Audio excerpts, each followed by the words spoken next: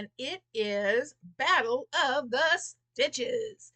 And excuse my mess, it is what it is. I've got projects going out the ears and eyes and everywhere.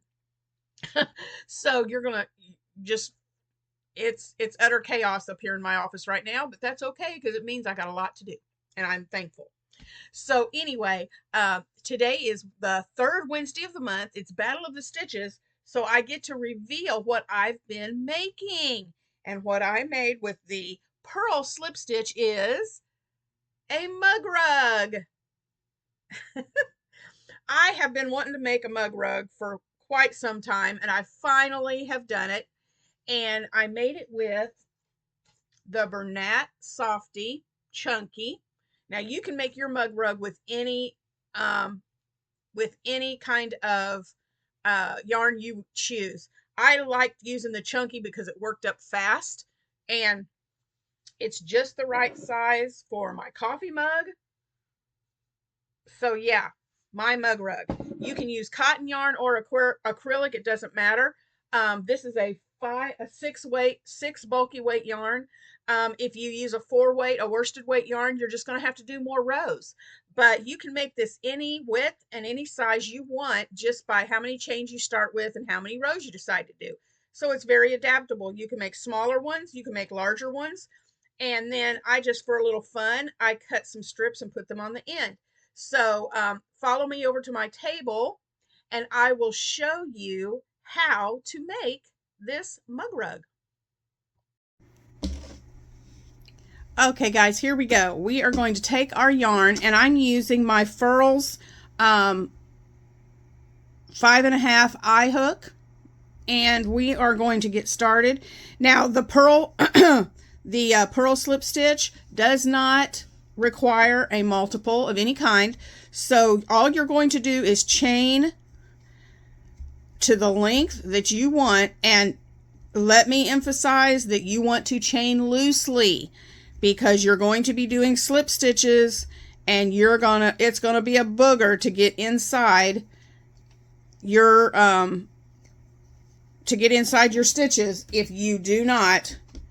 I'm gonna put my mug rug here so y'all can see, but you are gonna have a hard time getting in between your stitches if you do not chain loosely and work loosely on this. So just relax your arms and just loosely stitch your chain.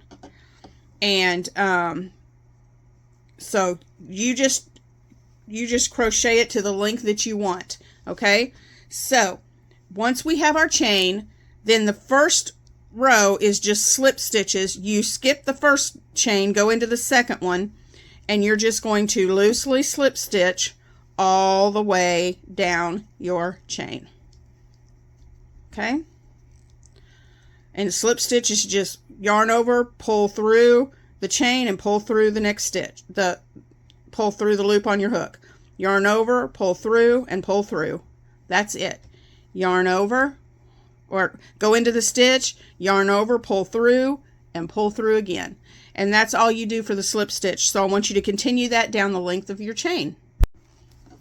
Okay guys, when you get to the length of your chain, then you're just going to turn your work. You don't chain at the beginning. You just go into the stitches, and you can turn. Here's your work. We've turned it. This is the back side. But if you turn it up, you're going to see your V's going across the top up here. So on the second row, let me get my yarn together here. You're going to go into the back loop of those V's that are on the top. Okay?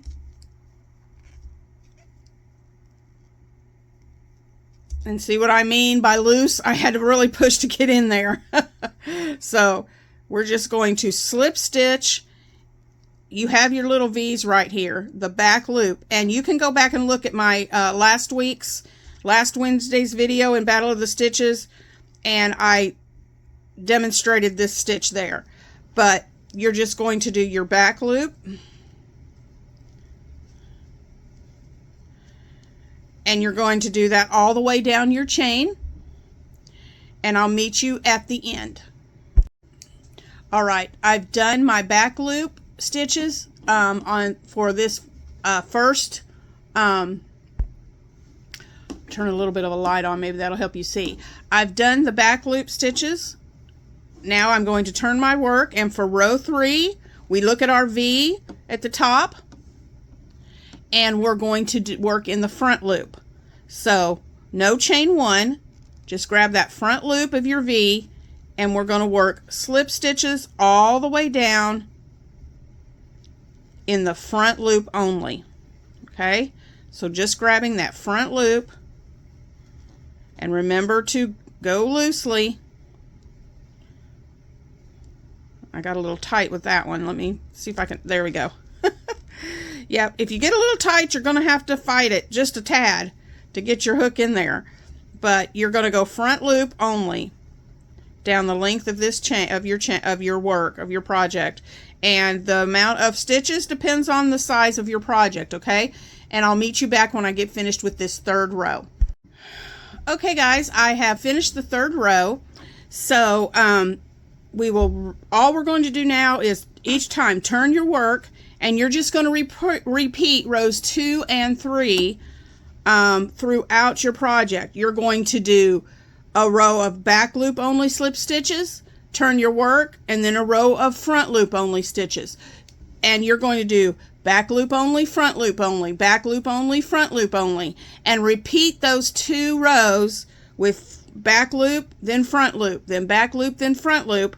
Keep repeating that until you get the desired length of your mug rug, and I'm going to work on my rows, and I'll be back to show you what to do once you get the body of your mug rug completed.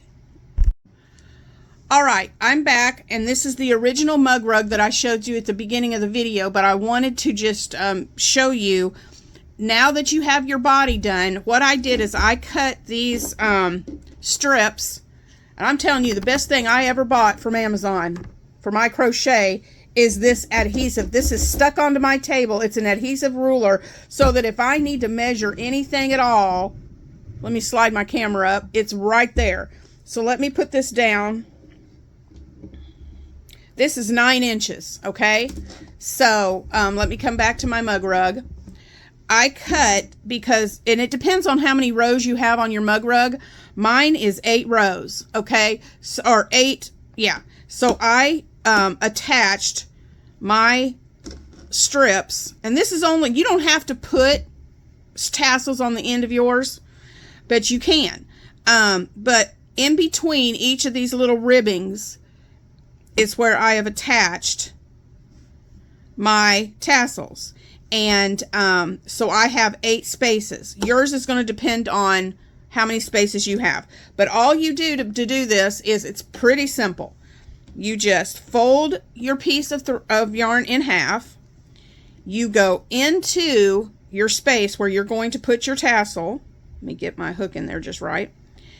And then you just put that on your hook and pull it through. Okay. And then what I do is I make sure my ends, whoop, let me bring this out. Whoop, I'm going to lose my hook in a minute. Make sure my ends are even. I grab through the loop and pull those ends through, and then just pull that tight. And that's it. And then you just do that on both sides to get your fringe. Let me bring this out a little bit.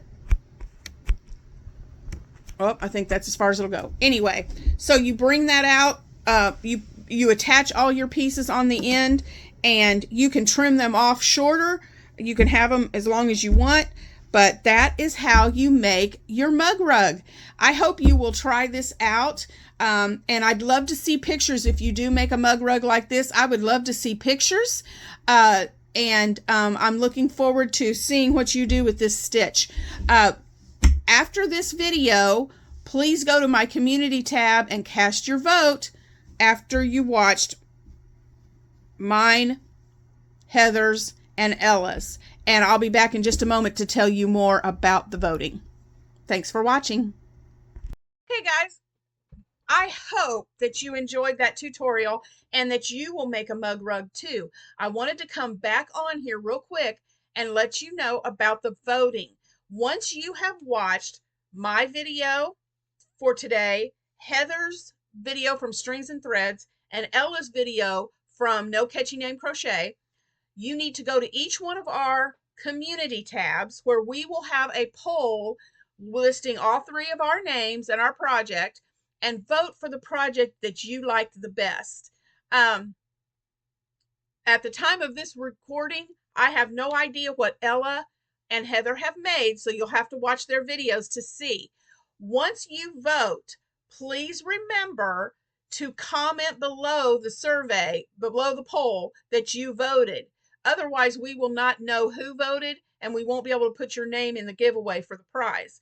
The project that gets the most votes is the one who is the project that will be sent out in the giveaway.